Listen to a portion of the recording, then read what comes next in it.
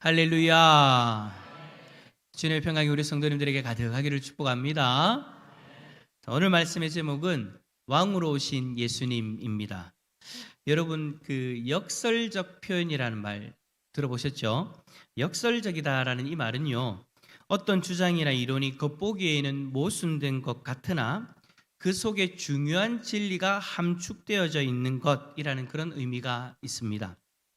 그러니까 우리가 역설적 표현을 함으로써 그 문장, 어떠한 일, 전하고자 하는 메시지를 강조하는 그런 효과를 가져오기도 하죠. 그러니까 역설적 표현이다 하면 예를 들면 이런 겁니다. 소리 없는 아우성. 소리 없는 아우성. 여러분, 소리 없는 아우성이라는 이 말은 유치환의 깃발이라는 시에 등장하는 문장입니다. 그러니까 소리가 없다라는 것은 고요한 것이며 아우성은 여럿이 함께 소리를 지르는 것이기 때문에 이 두 단어가 함께 사용되어진다는 것은 논리적으로 맞지 않는 거죠.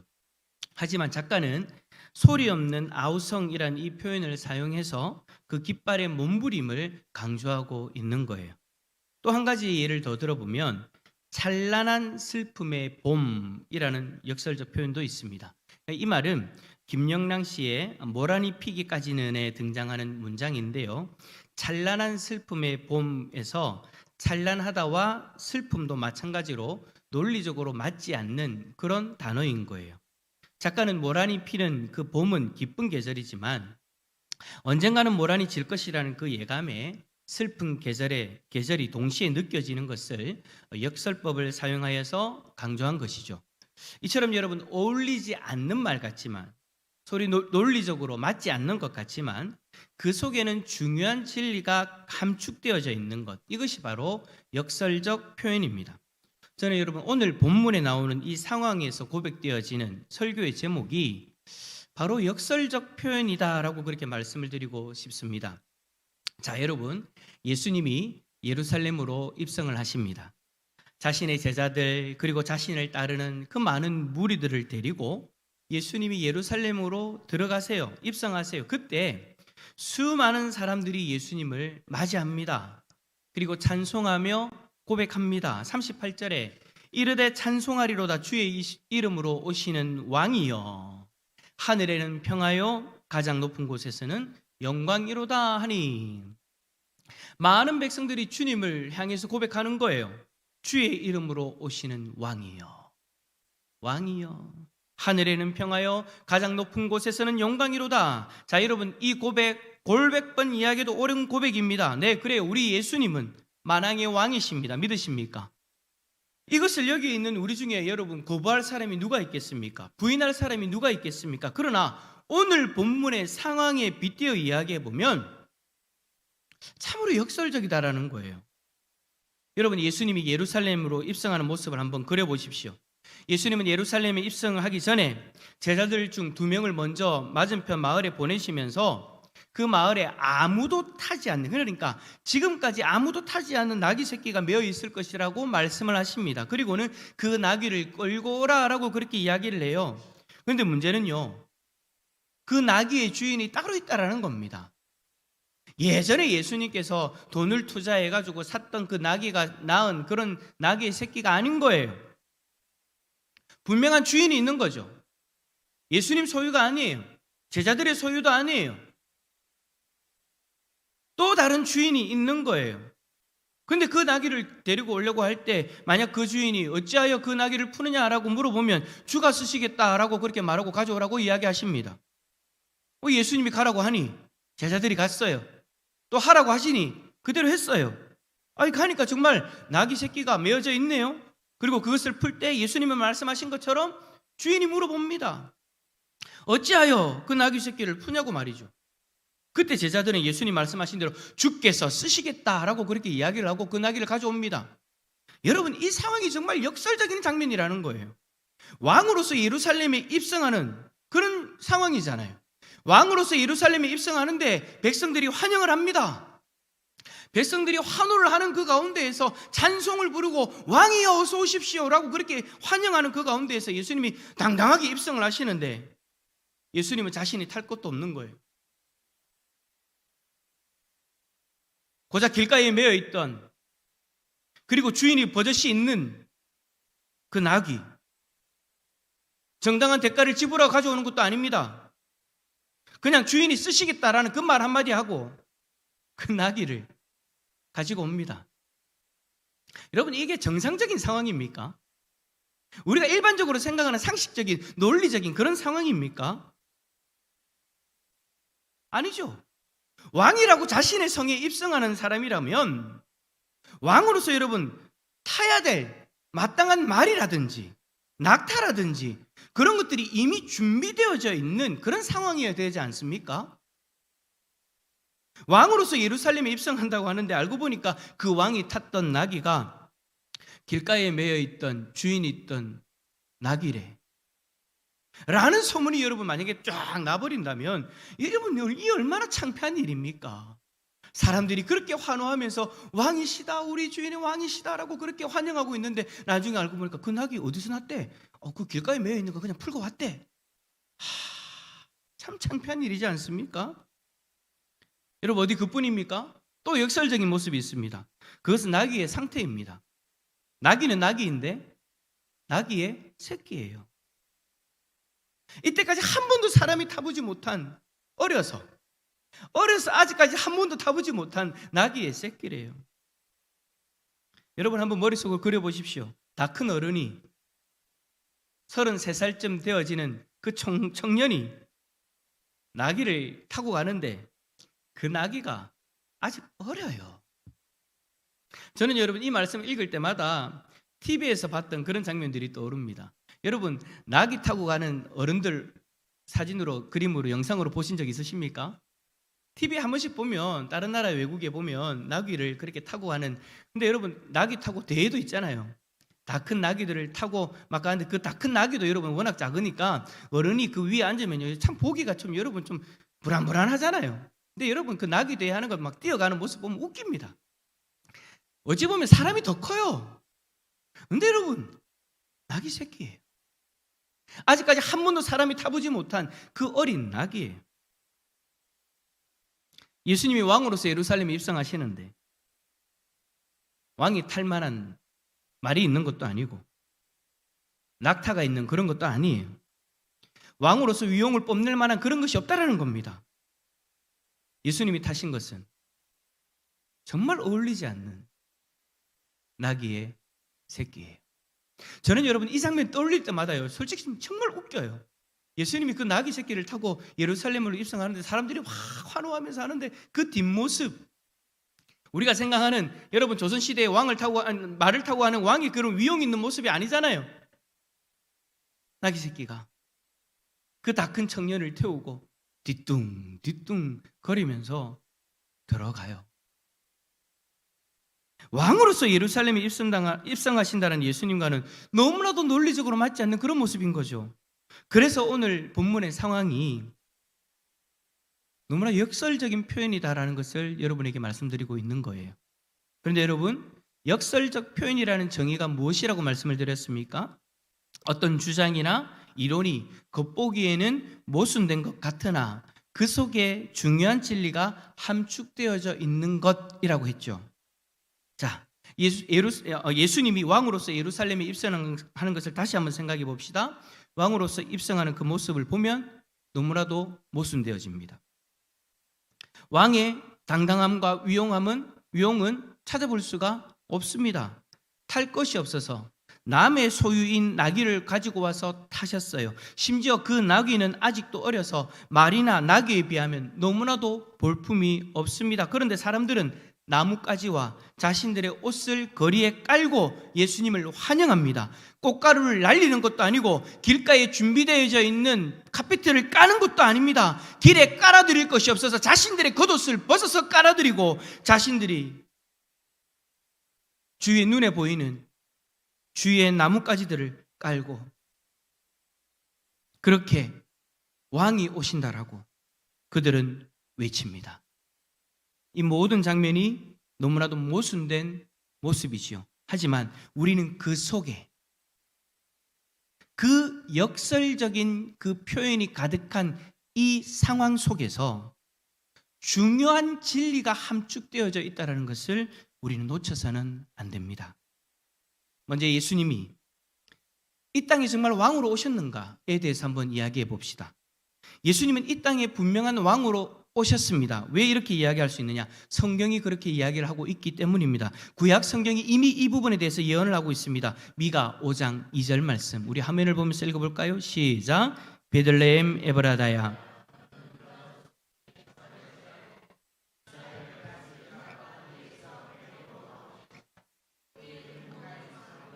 영원에 있느니라. 아멘. 베드로 사도는요, 이 말씀을 마태복음 2장 6절에 그대로 인용을 해서 예수 그리스도를 통해 이 말씀이 이루어졌다라고 고백하고 있습니다. 그러니까 유다 족속 중에 작을지라도 뭐가요? 베들레헴이 어느 곳입니까? 예수님이 태어나신 곳입니다. 그곳에서 이스라엘을 다스릴 자가 태어난다, 이스라엘의 왕이 태어난다, 그 말씀이 예수 그리스도를 통해서 이루어졌다는 것을 증거하고 있는 거예요. 그래서 예수님은 이스라엘을 다스릴 자로서, 즉 왕으로서의 권세를 가지고 이 땅에 오셨습니다. 여기서 여러분, 이스라엘은 영적으로 하나님 백성 모두를 일컫는 말이죠. 구약 성경은 이미 예수님이 베들레헴에서 탄생하실 것을 예언하셨고 그가 왕으로 오실 것이라는 것을 말씀하고 계시는 거예요.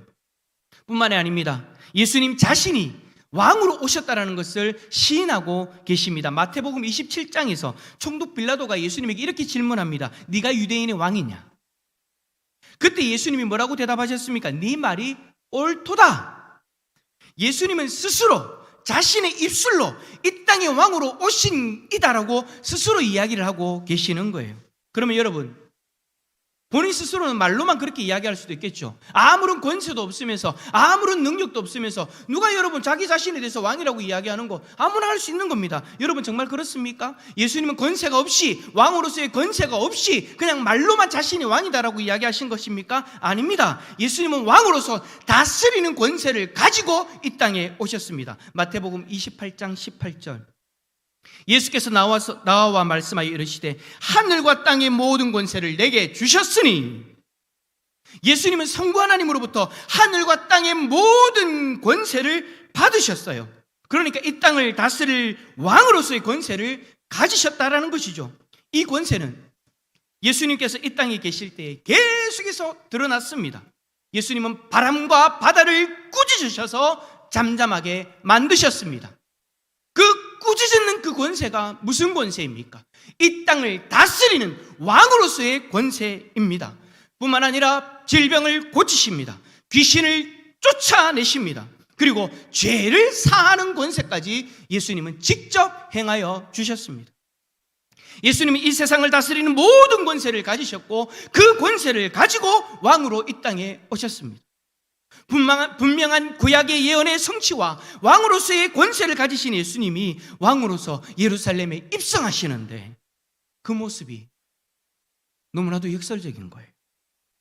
그렇다면 예수님이 이렇게나 역설적인 모습으로 예루살렘에 입성하시는 이유가 도대체 무엇일까요? 도대체 이 모습을 통해서 어떤 중요한 진리를 우리에게 전하기를 원하신 것일까요?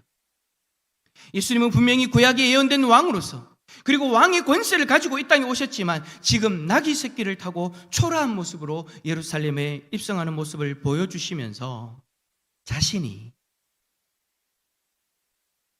분명한 왕이지만 이 땅에 군림하는 왕으로 오신 것이 아니다라는 진리를 우리에게 전해주고 계시는 것입니다. 낮고 낮은 그 자리에서, 나귀를 타고 가는 그 낮고 낮은 그 자리에서, 꽃가루 하나 날리지 않는 그 자리에서, 예수님이 걸어가시는 길에 깔 수 있는 좋은 카페트도 없는 그 상황에서 예수님은 낮고 낮은 자들이 할 수 있는 최선의 그 모습으로 섬기는 왕으로 오신 예수 그리스도 자신을 드러내고 계시는 것입니다. 분명한 왕이신데 섬김을 받으려 함이 아니라 도리어 섬기는 낮은 자의 왕이 되신 것이죠. 사실 예수님이 지금 예루살렘으로 입성하시는 것은요, 백성들의 기대와는 너무나도 다릅니다. 우리가 지난 시간에 살펴봤던 것처럼 제자들이나 무리들, 그리고 오늘 예수님이 예루살렘에 입성하실 때 그렇게 예수님을 향해서 환호성을 지르면서 찬송하면서 그렇게 맞이하고 있는 이들은 예수님을 자신의 왕으로 받아들일 때에 어떤 마음으로 받아들였습니까? 자신들을 로마의 압제로부터 구원해 줄 정치적인 왕으로서의 의미를 가지고 예수님을 환영하였습니다. 하지만 예수님은 우리를 죄에서 구원하실 왕으로 예루살렘에 입성하고 계시는 것이죠. 왕의 직분은 여러분, 다스리는 왕이라는 의미도 있지만 우리를 대표한다라는 의미도 담겨져 있는 직분입니다. 인류의 대표였던 아담으로 인하여서 죄가 우리에게 들어왔고 죄악의 저주 아래서 우리가 살아갔지만 이제는 예수님이 왕으로서 이 땅에 오셔서 우리의 대표자로서 자신의 생명으로 우리의 죄의 문제를 해결해 주시려고 지금 예루살렘으로 입성하고 계시는 거예요. 그래서 지금 예루살렘에 입성하시는 예수님은 백성들의 기대와는 다르게 살기 위해서가 아니라 죽기 위해서 입성하는 것입니다. 당시의 백성들, 제자들은요, 이 사실을 알지 못했어요. 이미 예수님께서 언급을 하셨음에도 불구하고 그들이 가지고 있었던 선입견 때문에, 그러니까 정치적인 메시아로서 바라보는 그 선입견 때문에 예수님이 말씀하신 것을 제대로 받아들이지 못했던 거죠. 하지만 여러분, 우리는 성경을 통해서 분명히 알고 있습니다. 예루살렘에 입성하시는 그 예수님의 이 모습, 그 이유, 이 예루살렘 입성의 끝은 죽음이다라는 그 사실, 우리는 잘 알고 있습니다. 그런데 그 상황에서 왕의 위용을 드러낼 이유가 뭐가 있겠습니까? 자신이 지금 우리를 살리기 위해서, 자신의 생명을 내어주기 위해서 예루살렘으로 입성하는 것이잖아요. 사실 이 세상을 통치할 권세를 가지고 계시고 구약에 다스릴 이로서의 예언을 성취한 왕으로서 이 땅에 오신 것이지만 지금 그 왕이 철저하게 낮아지셔서 자기의 백성들을 살리기 위해 자신의 생명을 내어놓는 그 마지막 길을 걸어가는 것이니 예수님에게 필요한 것은요, 군림하는 왕으로서의 모습이 아니라 철저하게 자기 자신을 낮추는 그 왕의 모습이 필요했던 것입니다. 하지만 예수님은 그렇다고 백성들의 외침을 가로막지는 않았습니다. 왜냐하면 그들의 고백처럼 예수님이 이 땅에 왕으로 오신 것이 맞기 때문입니다. 너무나 역설적인 모습이지만 그들의 그 외침을 통해서 자신의 백성을 살리기 위해서 철저하게 낮아지신 왕의 모습을 더욱 드러내고 그 드러냄을 통하여서 자신이 온전한 왕이심을 선포해야만 했기 때문인 것이죠. 바리새인들이 뭐라고 이야기합니까? 그 외침을 막아라라고 그렇게 예수님에게 요구합니다. 그런데 예수님은 그들의 외침을 막지 않으세요. 오히려 40절과 같이 말씀하시죠. 40절 말씀 한번 읽어봅시다. 시작. 대답하여 이르시되